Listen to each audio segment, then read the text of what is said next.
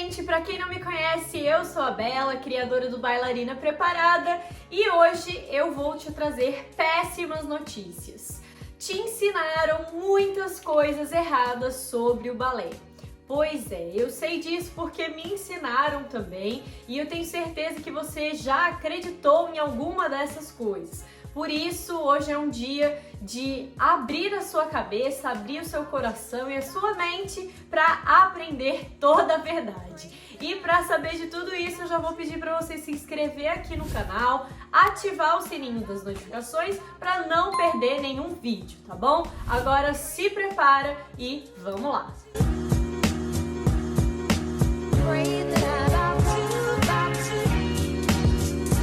Bom, gente, o balé surgiu lá no século XVI e ao longo do tempo ele foi se transformando, se popularizando até chegar no que a gente conhece hoje. Porém, apesar de todas essas transformações, de todo esse tempo que passou, é uma arte ainda muito carregada pela tradição. E por um lado isso é bom, porque carrega ali a essência, né, do balé, a essência da dança. E por outro lado é ruim, porque hoje a gente já tem muito conhecimento para saber que algumas práticas, alguns costumes e algumas crenças não são nem necessárias e nem saudáveis para a prática da dança. E como a tradição do balé é muito forte, fica extremamente complicado ir quebrando esses mitos, crenças e costumes. A gente sempre escuta: "Ah, é tão bom, ela sempre fez isso", ou então: e essas frases são extremamente perigosas. Não é porque uma coisa sempre foi feita de um jeito que esse é o melhor jeito, o jeito mais correto de se fazer essa coisa. E foi pensando nisso tudo que eu trouxe as 5 principais mentiras que te contam no balé. Talvez você já tenha escutado todas elas, talvez tenha escutado só uma ou outra, mas eu tenho certeza que pelo menos uma delas você já ouviu, ou até mesmo acreditou. Então vamos lá, a mentira número 1 é que todo... Gente, essa música tá me atrapalhando tanto. Eu já parei o vídeo umas 100 vezes porque ela ficou passando aqui em mim.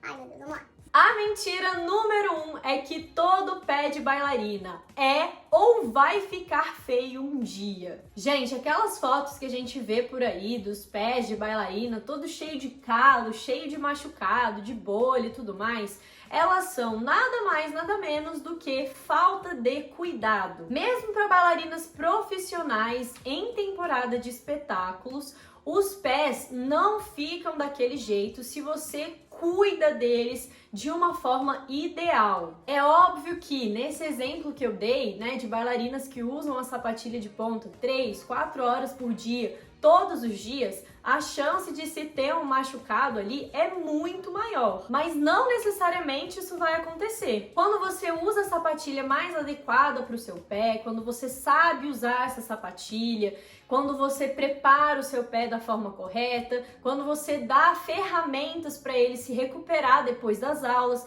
quando você faz todo esse cuidado, é muito difícil de você chegar nesse nível assim de machucado no pé. Uma opinião particular minha é que a gente romantiza esse tipo de foto numa tentativa de valorizar o balé, porque a gente sabe que infelizmente é uma arte não tão valorizada assim no nosso país. Então acho que a gente fica querendo ter esses pés para mostrar para as pessoas que é puxado, que a gente ensaia pra caramba e tudo mais. Só que isso é muito perigoso, porque pode afastar mais as pessoas que querem fazer balé e aproveitar e ficam com medo de deformar o pé ao usar uma sapatilha de ponta. Então a gente precisa ter muito cuidado com essas mídias e temos que tentar nos valorizar de outras formas também, porque falar que o pé da bailarina vai ficar machucado é uma mentira. Os pés machucam principalmente por falta de cuidado. A mentira número 2 é que o sapinho é o melhor exercício para trabalhar o andeor. O sapinho é um exercício utilizado desde o baby class até o balé adulto.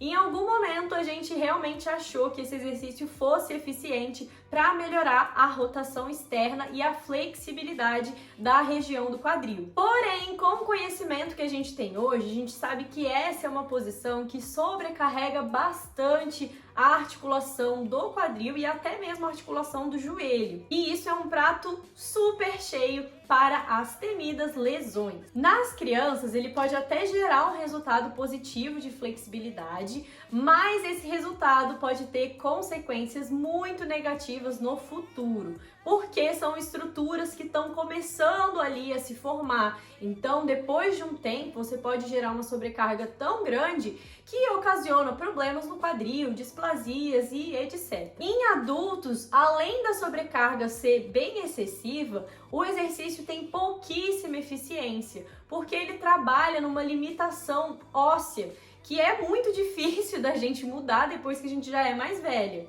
Ou seja, além de ser um exercício relativamente perigoso, não é um exercício tão eficiente assim para melhorar o andeol. Isso quer dizer que você tem que abolir o sapinho da sua vida? Sim e não. Por quê? Porque existem maneiras mais inteligentes de você usar essa posição. Por exemplo, de uma forma um pouquinho mais dinâmica, trabalhando além de só ficar lá parado esperando o músculo alongar, trabalhando a mobilização do quadril, trabalhando a força muscular, enfim. Então tem várias coisas que você pode fazer, várias adaptações mais dinâmicas desse exercício, que aí sim podem ser mais eficientes e menos perigosas. A mentira número 3 é que se você começar o balé ali depois dos 7, 8 anos, não tem como você se tornar profissional. É verdade que o balé tem uma especialização muito precoce e que meninas que começam mais cedo realmente têm mais chance de se tornar profissionais. Porém, tanto o desenvolvimento técnico quanto o desenvolvimento físico, eles podem acontecer e eles acontecem independente da sua idade, independente de com quantos anos você começou. Nós temos alguns exemplos de bailarinos e bailarinas profissionais que começaram a dançar ali depois dos 12, 13 anos de idade, que é o caso da Misty Copeland, que é uma bailarina, primeira bailarina, se não me engano, do American Ballet Theatre. Para outros estilos de dança, né, sem ser o balé clássico, isso é uma mentira ainda maior, porque realmente algumas companhias de clássico colocam uma idade limite ali para você entrar. E aí, por exemplo, se a idade limite é 20 anos e você começou a dançar com 15, em 5 anos talvez você não tenha tempo suficiente de se desenvolver ao ponto de ingressar numa companhia profissional. E isso não acontece tanto em companhias profissionais de dança contemporânea, por exemplo. Essas companhias, elas normalmente têm um limite de idade um pouquinho maior. Às vezes tem companhia que nem colocam limite e que gostam de bailarinos mais experientes. Então tudo é uma questão de dedicação, de esforço e de aprendizado. Se você começou tarde no balé e quer se tornar profissional, você vai ter que trabalhar muito mais do que uma menina que começou bem cedinho e tá fazendo isso já a vida inteira. Mas nada é impossível. Essa história de que tem que começar cedo, antes dos 8 anos para se tornar profissional, é realmente uma mentira. A mentira número 4 é que a sequência de barra do balé clássico já é um aquecimento para o restante da aula. Essa, na verdade, não é 100% mentira, mas também tá longe de ser 100% verdade. A barra da aula de balé clássico, ela é um aquecimento técnico para os movimentos, para os passos que vão vir depois ou para o ensaio que vai vir depois. Isso sim. Porém, além do aquecimento técnico, a gente precisa fazer um aquecimento corporal, um aquecimento físico. E isso normalmente envolve a ativação da musculatura, aumento da temperatura corporal, mobilização das articulações, e são coisas que dificilmente a gente faz ali naquela sequência de barra. Então, antes de começar a barra, é sim interessante que o seu corpo já esteja ali acordado e preparado, porque aí você faz a barra como um aquecimento técnico para o que vai vir depois. Se você fizer um teste na sua próxima aula de dança, você tentar fazer esse aquecimento mais geral, mais global, englobar um aquecimento do corpo antes de começar a barra, eu tenho certeza que você vai sentir a diferença. Então já coloca aí como um dever de casa e depois volta aqui para me dizer o que você achou. A nossa quinta e última mentira é que quanto mais magra, melhor para o balé. Mais uma vez, por conta da tradição e das nossas inspirações russas e europeias, a gente colocou na nossa cabeça que uma bailarina magra é quase que um sinônimo de uma bailarina boa e vice-versa. O problema é que, em grande parte dos casos, as bailarinas magras estão com a composição corporal horrível e têm pouquíssima massa muscular, o que é extremamente perigoso, já que são os músculos que seguram as nossas articulações, que previnem lesões e que são responsáveis pelo movimento, que são responsáveis por uma boa performance. Em 2021, a gente ainda escuta que bailarina, para ser bailarina, tem que pesar menos de 50 quilos. E isso é simplesmente inconcebível nos dias de hoje, gente. Não dá mais para aceitar esse tipo de comentário. O que realmente interessa para uma boa performance no balé é a sua composição corporal,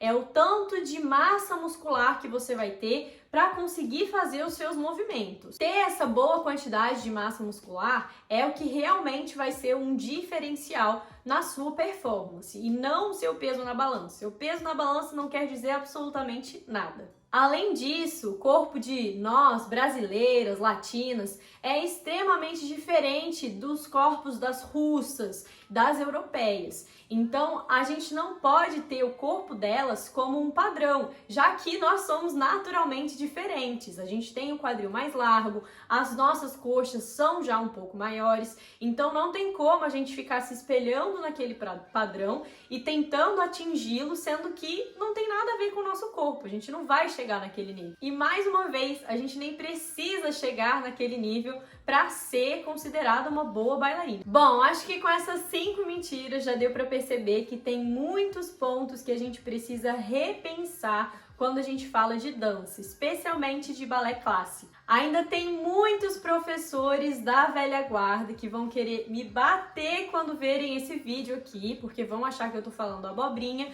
mas é meu papel e é seu papel agora também compartilhar esse tipo de conhecimento. Não dá mais pra gente ficar reproduzindo coisas só porque sempre foi feito dessa forma, sendo que a gente sabe que existem novas formas e melhores formas e formas mais saudáveis de fazer aquilo que a gente já faz. É nosso papel tentar lutar por uma dança mais saudável, por carreiras de bailarinos que sejam mais longas e tudo isso sem perder o alto nível. Não é porque a gente vai dançar com mais saúde que a gente vai parar de ser boa ou, enfim, que vai baixar o nível da dança. Não é nada disso. Aliás, muito pelo contrário.